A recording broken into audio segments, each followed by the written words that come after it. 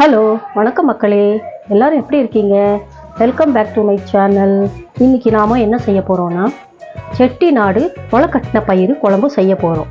இதுக்கு தேவையான பொருள் வந்து வெங்காயம், பூண்டு, இஞ்சி, சீரகம், சோம்பு, பட்டை, கிராம்பு, கருவேப்பிலை, கொத்தமல்லி, கத்திரிக்காய், உருளைக்கிழங்கு இதெல்லாம் போட்டு செய்ய போகிறோம். வாங்க எப்படி செய்யுது பார்க்கலாம். முதல்ல முளைக்கட்டின பயிரை வேக வச்சுருவோம்.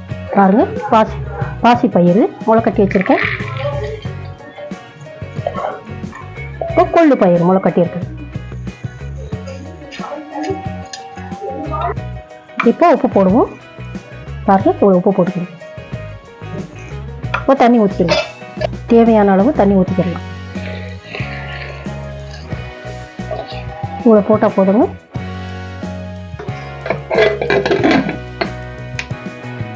இப்போ அதை வேகட்டாங்க. 4 விசில் 5 விசில் வரணும். நல்லா வேகும். இப்போ நம்ம குழம்புக்கு தேவையானதை வதக்கிக்கிறோம். முதல்ல எண்ணெய் ஊற்றிக்கலாம். இதுக்கு தேவையானது பாருங்க, கிராம்பு, பட்டை, சீரகம், சோம்பு.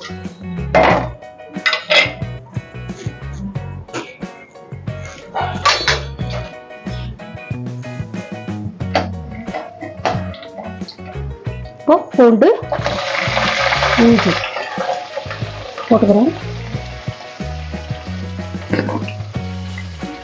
இப்போ வெங்காயம் போட்டுக்கோங்க.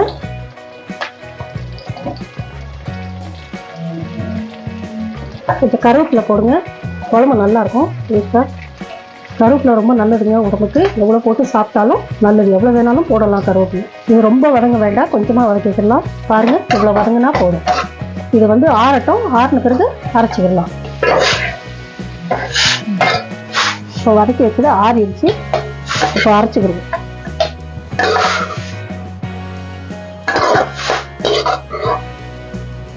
வெட்டி வச்சிருக்கிற தக்காளியை போட்டு வெளியே போட்டு அரைச்சிடுவோம்.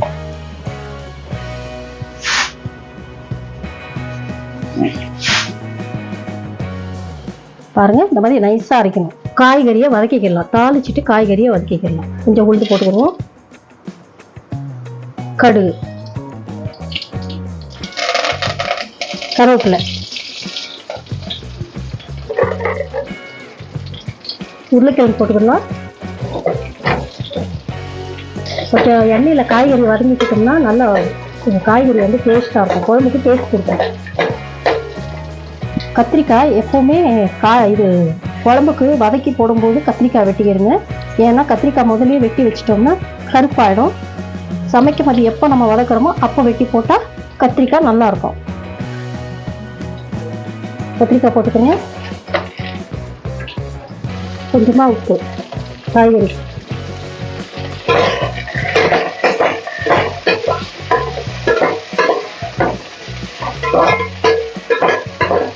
ஒரு 5 நிமிஷம் வதங்கினா போதும் காய்கறி. அதுக்கப்புறம் மசாலா சேர்த்துக்கணும்.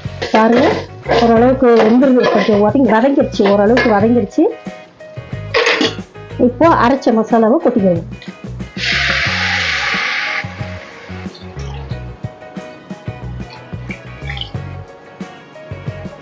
இப்போ இதுக்கு தேவையான மஞ்சள் போடுவோம். இவ்வளோ போடுங்க மஞ்சள். அதுக்கப்புறம் மல்லித்தூள். இந்த மல்லித்தூள் நான் நல்லா வறுத்து கருவேப்பிலெல்லாம் போட்டு வறுத்து வச்சுருக்கேன். குழம்பு நல்லா டேஸ்ட் கொடுக்கும். இப்போ மிளகாத்தூள் பாருங்கள், மிளகாத்தூள் இவ்வளோ போடும். கொஞ்சம் காரம் அவங்கவுங்களுக்கு காரம் எவ்வளோ தேவையோ அவ்வளோ போட்டுக்கிறேங்க. நல்லா மிக்ஸ் பண்ணிக்கிறேங்க.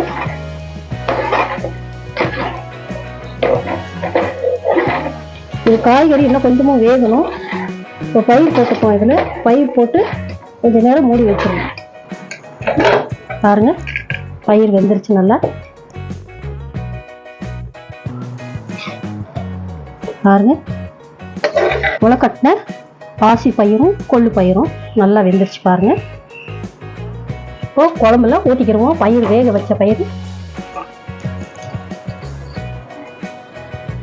தேவையான அளவு உப்பு போட்டுக்கலாம். பயிர்லேயும் காய்கறிலையும் உப்பு போட்டு வேக வச்சிருக்கோம். அதனால இப்போ குழம்புக்கு பார்த்து போட்டுக்கிறோங்க. பாருங்க, இவ்வளோ போட்டால் போதும். இப்போ நல்லா கலந்துக்கிறோங்க.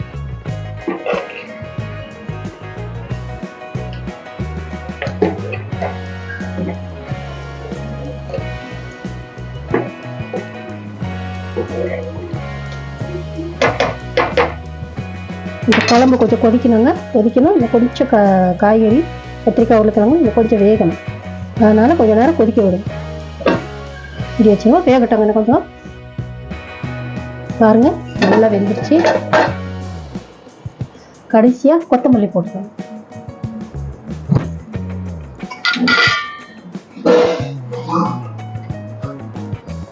பாருங்க குழம்பு ரெடி ஆயிடுச்சு.